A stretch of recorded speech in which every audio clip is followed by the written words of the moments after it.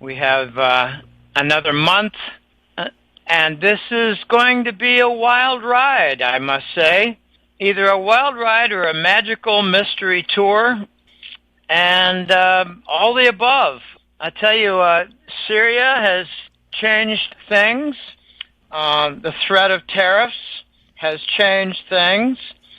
The proposal to include communist Canada and the United States, fascist United States, that's a marriage made in hell. So there's a lot going on. And some of it is confusing. I do my best to unwind the confusion, but I'm subject to it myself. The latest issue of the Hat Trick Letter is out. Can you tell us about it and how people can subscribe? Yeah, the November newsletter is out. It says NOW, and he means NOV. He's European, so he's got a little bit of the V and W influence mixing. But the November issue is out, and I've got an entire chapter on XRP. Did some research, got a bunch of information, a lot of interesting things, and that is the big highlight for this month. The previous month, I had an entire chapter on silver. Silver and gold have taken a little bit of a break. I think it's a dollar honeymoon. With Trump, it won't last much longer, I believe. But golden-jackass.com is the website, and the newsletter is into its 21st year now. I'm no longer a youngster. I'm almost a senior citizen, and I like to think, and I believe it is the case, that with the help of my colleagues who are very sharp and a lot of very astute clients who've almost become like research assistants, I believe our perception and our intuition is rock solid. There are a few things in this crazy world at the highest levels that we don't delve into. You know, like the makeup of the Octagon Group and location of all the million-ton gold troves. I may never fully comprehend that, but that's okay. There's a lot going on, Jim, and I tell you, it's exciting, but it's also producing a good deal of anxiety. It's like the world is on a knife's edge right now, and the cabal is not done. So let's move on. The Dow's pulling back after hitting new all-time highs above 45,000. What do you see ahead for the Dow? Oh, I see some trouble. Maybe a Wile E. Coyote moment. What are we doing up so high? I think the U.S. economy is in tatters, and it's really easy money that's lifting the Dow rather than large-scale profitability.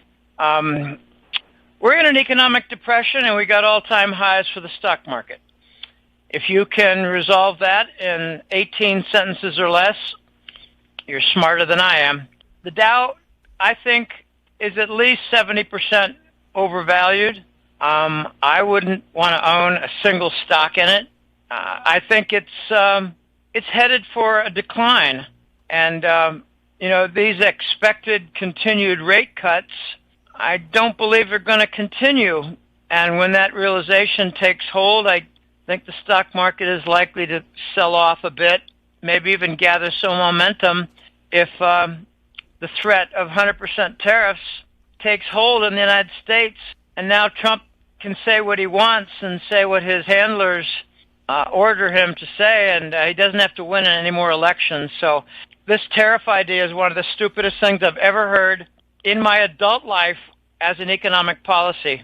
So that's, I think, going to do some harm to the stock market because it's going to be, I think, maybe even devastating to the U.S. economy. So, yeah, overvalued by quite a bit, the Dow. NASDAQ continues to hit new all-time highs this week. What's pushing the NASDAQ higher and higher? Well, it's cheap money, easy money, monopoly money just pours into the market. But the NASDAQ is different. It has a lot of technology stocks. I think there's a general sense that technology is going to have a bigger role. And at the cusp, you have artificial intelligence and NVIDIA. And those are all great for changing a perception and actually producing a paradigm shift. So I would I would like NASDAQ more than the Dow and S&P 500, but I do believe that all the stocks are overvalued in the United States because we're in an economic depression. And those who don't see an economic depression, I accuse you of being blind or a New York Times effing moron. The price inflation is at least 6%, maybe 7% higher than the official number, which means the economic growth is 6 or 7% lower than what they claim, and that puts the nation into depression territory. And with the inflation, it's called inflationary depression. We're in scary times. We've never had worse economic deception in the numbers, in the data. And it's easy to parse out. It's ridiculously easy to parse out. I'll give you just one example. The Chapwood Consumer Price Index, 500 different items, 50 different cities in the United States, and their conclusion in 2023 was that we had between an 8.5% and a 10.5% price inflation, 8.5% to 10.5% price inflation. The bigger the city, the bigger the price inflation. The economy is ridiculously distorted as being positive. We're in an economic depression. The U.S. dollar's been pulling back for a couple of weeks. Where do you think the dollar is headed from here? I said right after the election, it was like 2 or 3 days after the election, I said, oh my gosh, look at this. We're seeing a dollar rally. And this is what I call a Trump honeymoon. The honeymoon is manifested in the financial markets as a rise in the dollar, and correspondingly, gold and silver sold off. But they maintained support above the previous ceiling, and that's really important from a technical standpoint. I claimed right after the election that we're probably going to see a couple weeks, maybe 3 weeks, who knows, where the dollar is going to maintain its high value, and it is not justified. It is not justified at all. And let me give you some quick constructs that support a higher dollar that are not part of reality. The dollar is rising because there's an expectation that the U.S. government debt is going to get resolved or fixed in some sense. Well, no, I think Trump might actually increase the deficit. He's going to make a new Department of Government Efficiency, so that's more hiring. It'll be different to get rid of people. So the deficit is not going to be fixed. The debt is not going to be fixed. Price inflation is not going to be fixed. And we're not going to have peace breaking out. Just look what happened in Syria. That's an example that Trump will not bring about an end to war. So Trump won't fix the deficit, won't fix the debt, won't fix price inflation, will be very slow in bringing down the size of government, and the budget cuts is going to be a war. So there's nothing in the constructs that has lifted the dollar that is based in reality beyond a short-term honeymoon kiss. And I think the honeymoon is just about over with the war in Syria, which is very complex. The dollar's going to head a little bit lower, but remember, the dollar, when it dies, it rises. The dollar will go, I said this 8 years ago, the dollar's going to go up, up, and then up some more before it vanishes. The dollar will go up as it is dying. It's called a supernova, and it's very complex. It's full of paradoxes and not very well known. The crash is going to be manifested in the form of price inflation. The dollar is going to buy less. So that's the crash of the dollar. The dollar is going to go down of gold. Gold will go up. So that's the dollar crash. The dollar is going to go up relative to other forex currencies.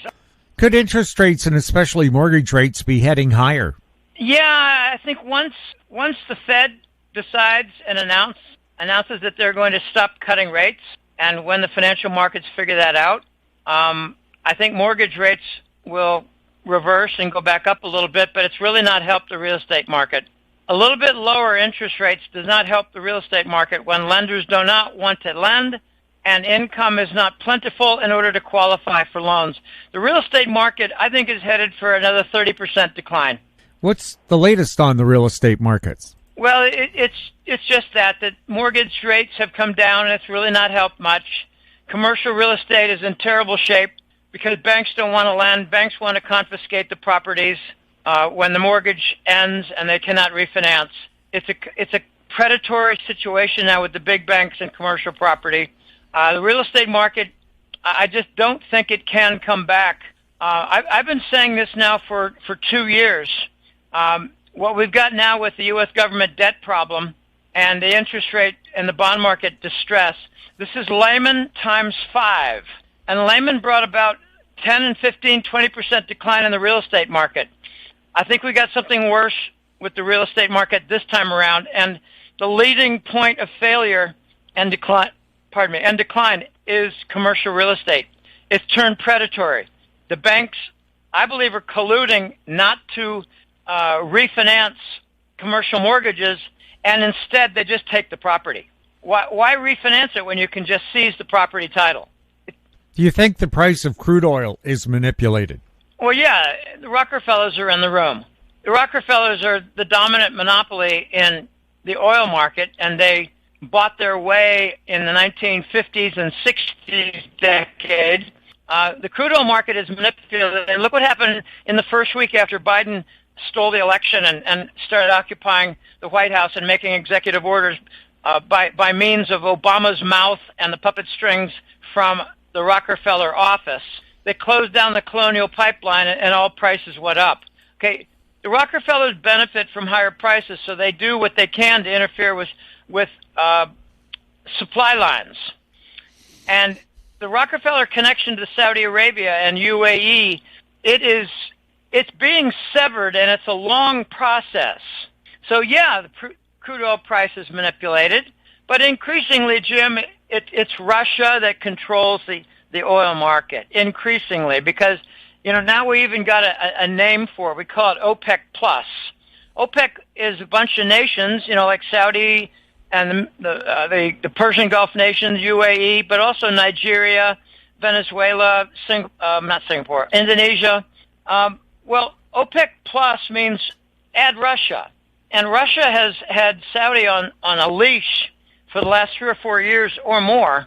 And Russia's been dictating policy. Russia tells the Saudis what to say regarding their open-mouth petroleum policy.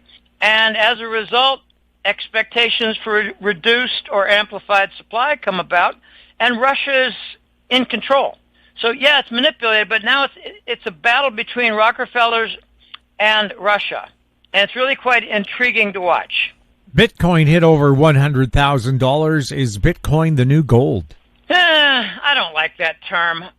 There is no new gold. Gold is the new gold. Gold will always be gold. And Bitcoin doesn't have the properties of gold. Bitcoin is not exactly fungible, and you can't put it on the bottom of a sea and recover it 30 years later with retained value. The interesting part right now is that Bitcoin has hit the target of 100,000. And I want to clear some things up here. I've had a number of clients write to me, and even in Contact Us, which is more public. They say, Jim, aren't you aware of what Bitcoin is? Why do you like it so much? I have never in any interview said that I like Bitcoin. I have said Bitcoin serves a function. Bitcoin allows transparency in passing large amounts of funds from one party to another. Bitcoin allows movement of money without the dollar ferryman trying to snag 2% on the movement. Bitcoin has honorable participants and dishonorable participants like traffickers. Bitcoin serves a purpose. I'll give you an example. A fellow in South America gave me a gift of a couple grand, a couple $1,000, and I was very grateful. And he said, Jim, I want to give you some XRP. And I said, well, pass it along in Bitcoin, and I'll immediately buy XRP with it. And that's what happened. So the gift of XRP came in the form of Bitcoin, and I never held the Bitcoin for more than 4 hours. So Bitcoin serves a purpose in moving capital, moving funds. And I know that there's a lot of controversy on what is the basis of Bitcoin. And I understand all that. And that's why I don't use it as an investment. I move my Bitcoin into XRP. XRP is going to, I think, set the world on fire. Bitcoin is a device. It's not an investment. It's a wagon. It's not a destination. Anyway, there is no new gold. And remember that the CME can short the daylights out of Bitcoin whenever they feel like. And with the AI computers at work, I think Bitcoin is vulnerable. So I don't recommend keeping your money in it. And there's a certain fellow in Guatemala who owns 1 million Bitcoin, and he should be careful. I think he would be wise to diversify into coins that have intellectual property. I like the concept of mining. I think it has a lot of value. There's no mining and accounting function, verification, validation for the dollar. We don't know how much the Swiss, Colombians, or Mexican drug cartels hold. We don't know what Langley holds in Greek ports in containers in dollars. There's no auditing of dollars. You can't even audit the Pentagon. So don't tell me about the flaws of Bitcoin. The flaws of the dollar are 100 times worse. The new gold is still gold, and that will be quite apparent in the next few months. Have a lot of cryptos been heating up? Pretty much every crypto that I've been watching, and I don't watch 100 of them. I watch 5 or 6 of them, and they're all doing well. There just seems to be a new era dawning with the United States getting out of the way, getting, regulators no longer in a position or an expectation to be obstructing progress. Trump has some wild ideas about using Bitcoin as a reserve, and I'm more curious than I am quizzical. I'm sorry, more curious than I am doubtful about it. The United States needs reserves in order to diversify to Bitcoin, and last I checked, we have a lot of debt, as in $36 trillion. So you don't diversify, but there might be a staggeringly clever move by Trump and his group regarding the creation of a massive amount of wealth with, I think it's going to be XRP. I think the U.S. government's going to buy a lot of XRP with Elon's help, Elon Musk, and then send it past $100 and earn several $trillion. Okay, maybe it's a pipe dream, maybe not, but there have been hints to this effect by the Trump people. And cryptos are heating up because the regulators are going to get out of the way. I'd like to see Reggie Middleton restored.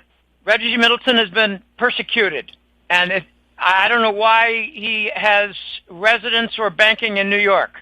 That's a mystery to me. I don't get that. So he hung around and got persecuted and got trapped. But maybe Donald Trump and his appointments and his directors and agency heads and cabinet officials, maybe they'll do the right thing by Reggie and give him some restitution, because the Gensler SEC and the Biden show have been trying to steal Reggie Middleton's patents and digital architecture ownership, and it's pure corruption. Reggie needs to be restored. I think that should be a high order of business for the new Trump administration. Let's see what he does on that. But, yeah, the cryptos have been heating up. XRP is doing very well. Elon Musk is talking about investment, a large sum investment. The partners and, the integrators are all over the place now with XRP. Russia, Japan, they're going to be major areas where XRP is the intermediary. And, we've got some serious fraud going on among the banks in the West. I'll give an example, like a $3,000 transfer from A to B, and they claim it's using SWIFT, but it's not. If it were SWIFT, it would be 2 to 3 days, but it's really 2 or 3 hours, which means it's quantum financial system.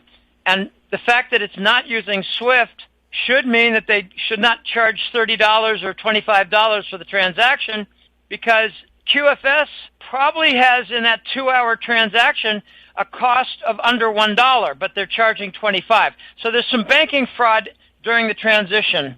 Very interesting. Could the deep state crash markets and the economy to make President Trump look bad? Well, yeah, hell yeah, loud yeah, decimal 150 yeah. And I think they're going to try. I think they will have some degree of success. To me, the question is how much success will they have because there's absolutely no doubt they will try that. They will try to harm Americans. They will try to cut fuel. I mean, the supply of electricity, gasoline, diesel, and food. They will try to bring about some banker failures. And it's going to be interesting to see how Trump works to obstruct that kind of a disaster. The easiest thing they could do would be to have Wall Street see a bond market crisis and have a Dow and S&P and NASDAQ crash. That'd be the easiest of all. Very easy. And that's kind of where I expect to see the first blush of the sabotage. But, we've been talking about this threat for a while. And one thing I've learned in the last few years is that when a threat is evident and recognized, the longer it doesn't happen, the more unlikely it will because of preparation and defense of what is anticipated. So I think we're going to see some mini crashes, and it's going to be interesting. I think the biggest battle is going to be with the Congress and Department of Government Efficiency, cutting the budget, cutting the Medicare, Medicaid, cutting military budget. That's where the big battles are going to come. And reducing the federal job roles, the bureaucracy, and removing the deep state traders who influenced, censoring with big tech. The battles are going to be absolutely enormous for eliminating the bureaucracy, the waste, and the budget battles. Who do you think is trying to kill President Trump, and are they likely to try again? I think there are three groups. I've identified three groups rather easily. They're going to be very defensive about their trough, whereas they are the pigs at the trough. It's the Rockefeller complex for medicine, American Medical Association, Big Pharma. Not just that, but Food and Drug Administration battles that are coming. Trump and Robert Kennedy Jr. are going to want to reform that, restructure that, and I think the Rockefellers are going to see a lot of threats to their Medicare, Medicaid, $1.3 trillion budget, annual budget. Rockefellers, I think, are going to try to kill Trump. That's one. The second one is what I call the warriors. I've been complaining ever since I started the newsletter. We've had a war ongoing at all times for the entire 21 and a half years of the newsletter. I had called it the Endless War, but it actually has a name now in the press of Forever War. So military and the Pentagon want a forever war as long as we don't have nuclear annihilation and conflagration. So if Trump tries to cut back on the war and bring about peace in the Middle East, I think they're going to try to kill him. They've got an $840 or $880 billion annual budget for the military. There's nothing defensive about it. We aggravate war. NATO is an aggravating alliance. It's not defensive in any way, shape, or form. So if Trump tries to cut back on war and cut back on the military budget, the warriors are going to try to kill him. And the third group is the Langley narcos. They've been creating and controlling a number of different big tech factories like Facebook and a few other locations. And I think they've been funneling in narco money by way of the Swiss central bank. And I think they've been creating little titans in big tech country that are obedient to Langley. And if Trump tries to stop the censoring in a big way and fire people in the government, in the deep state who are influencing the censorship that we saw not only in the election, but in the vaccine and medical threat with virus. It was a fake pandemic, and it's a deadly vaccine. And we've got the information system and sector protecting that censorship. If Trump tries to eliminate that censorship, I believe Langley and its narcos will try to kill Trump. So it's medicine, the warriors, and Langley narco information that are very likely to continue with the threats to kill Donald Trump. We keep hearing over and over again, Jim, that Trump is in Cheyenne Mountain. And the pictures that we saw in Paris, France, of a version of Trump meeting with the 5'7" Macron in France, well, that Trump was 2 inches taller than the 5'7" Macron. Emmanuel Macron. Okay, fine. I can pronounce it in French if you wish. That doesn't change the fact But that version of Trump was about 5'9". He's 6'3". So why is he not 8 inches taller than Macron? Because it's not him. Then you got a picture in Mar-a-Lago of a family portrait, and Trump is about the same height as Donald Jr., who is 5'10". Trump is 6'3". Why is he not 5 inches taller than Donald Jr.? Because it's not Trump. Okay, there's a second Trump roaming around, and that's a really good way not to kill the real Donald Trump. Now, the biggest question related to that, Jim, is who controls the other Donald Trump, who's 5'10"? And I'll leave that as an unanswered question.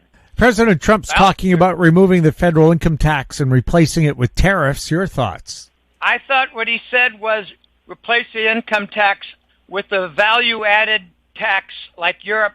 He calls it a universal sales tax. That's not a tariff. His stupid shit idea is 100% tariff. That's not mentioned in the same breath as income tax. National sales tax is. The tariff is one of the stupidest things I've ever heard by a sitting president or a president-elect in my adult life.